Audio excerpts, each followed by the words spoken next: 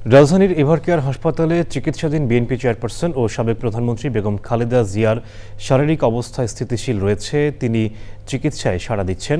হাসপাতাল ও আশপাশে নিরাপত্তা জোরদার করা হয়েছে। খালেদা জিয়ার শারীরিক অবস্থার আপডেট জানতে আক্তার হোসেনের কাছে যাব। তিনি হাসপাতালের সামনে আছেন।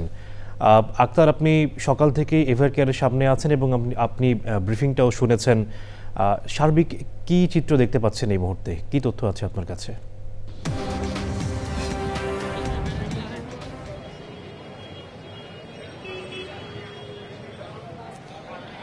সামির সাবেক প্রধানমন্ত্রী বিএনপি চেয়ারপারসন বেগম খালেদা জিয়া চিকিৎসায় কিছুটা সাড়া দিচ্ছেন, এটাই কিছুক্ষণ আগে জানিয়েছেন খালেদা জিয়ার ব্যক্তিগত চিকিৎসক ও মেডিকেল বোর্ডের অন্যতম সদস্য ডাক্তার AZM জাহিদ হোসেন।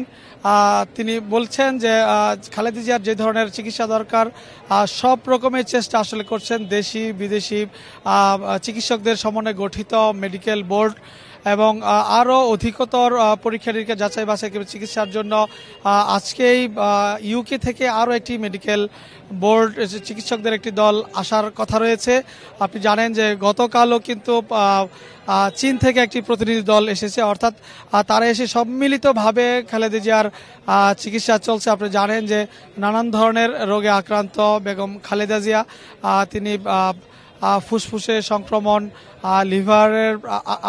লিভারের সংক্রমণ সহ নানান ধরনের শারীরিক জটিলতা তার রয়েছে। তবে মাঝখান দিয়ে যে তার অবস্থা যখন আরও অবনতি হয় তখন সারা দেশের মানুষ, বিশেষ করে নেতাকর্মী এবং চিকিৎসকরা উদ্বিগ্ন হয়ে পড়েছিলেন। তবে আজকে দুপুরের নাগাদ যে তথ্য মেডিকেল বোর্ড অর্থাৎ মেডিকেল টিম থেকে জানানো হয়েছে যে তিনি চিকিৎসায় সাড়া দিচ্ছেন এবং তারা বলছেন যে সকলের সম্মিলিত প্রচেষ্টায় এবং দোয়ায় তিনি আবারও সুস্থ হয়ে সকলের মাঝে ফিরে আসবেন, এমনটাই কিন্তু প্রত্যাশা করছে বিএনপি। আমরা এই মুহূর্তে এভারকেয়ারের সামনে রয়েছি। ইতিমধ্যেই কিন্তু এভারকেয়ার হাসপাতালের যে নিরাপত্তা ব্যবস্থা আরও জোরদার করা হয়েছে। গতকাল রাতেই তাকে অতি গুরুত্বপূর্ণ ব্যক্তি হিসেবে মনোনয়ন করা হয়েছে এবং কিছুক্ষণ আগে আমরা দেখেছি যে SSF এর সদস্যরা এই এভারকেয়ার হাসপাতালে এসে পৌঁছেছেন এবং তারা তাদের কার্যক্রমও শুরু করেছেন। অর্থাৎ খালেদা জিয়ার এই চিকিৎসা সংক্রান্ত বিষয়ে সারা দেশবাসী এবং নেতাকর্মীদের পাশাপাশি সারা দেশবাসী এবং উদ্বেগ উৎকণ্ঠার মধ্যে সময় পার করছেন, যার কারণে দলের পক্ষ থেকে নিষেধ করার পরেও কিন্তু আমরা দেখছি সারা দেশ থেকে অনেক নেতাকর্মী তারা এখানে চলে ভিড় করছেন, যাতে করে এখানকার যে স্বাভাবিক চিকিৎসা কার্যক্রম কিংবা এই পথচারীদের চলাচলে বিঘ্ন করছে। তো আইনশৃঙ্খলা বাহিনীও চেষ্টা করছে সেই ভিড় প্রশমন করার জন্য।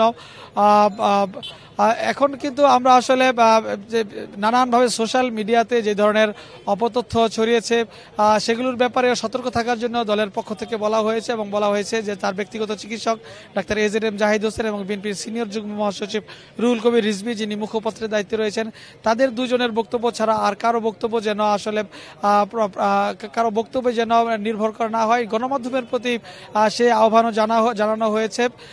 এবং খালেদা জিয়ার পরবর্তী চিকিৎসা চলবে মেডিকেল বোর্ডের সিদ্ধান্তের আলোকে। অর্থাৎ গতকাল আপনি জানেন যে গতকাল রাতেও কিন্তু স্থায়ী কমিটির সদস্যরা সেখানে বৈঠক করেছেন, জরুরি বৈঠক করেছেন এবং সেখানে সরাসরি যুক্ত ছিলেন তারেক রহমান এবং তার সহধর্মিণী ডাক্তার জুবাইদা রহমান। সরাসরি কিন্তু এই পুরো চিকিৎসাটি তদারক করছেন এবং দেশে থেকে অর্থাৎ হাসপাতালে বেগম খালেদা জিয়ার ছোট ছেলের স্ত্রী বেগম সৈয়দা শামিলা রহমান তিনি রয়েছেন, তিনি পুরো চিকিৎসার বিষয়টি দেখভাল করছেন। এছাড়া পরিবারের সদস্য এবং মেডিকেল বোর্ডের সদস্য ছাড়া কারোই কিন্তু আসলে খালেদা জিয়ার কাছাকাছি পৌঁছানোর কোনো সুযোগ নেই, যেহেতু এখন একটি ক্রিটিক্যাল অবস্থায় রয়েছে। অর্থাৎ খালেদা জিয়া ক্রিটিক্যাল কেয়ারে রেখেই চিকিৎসা দেওয়া হচ্ছে।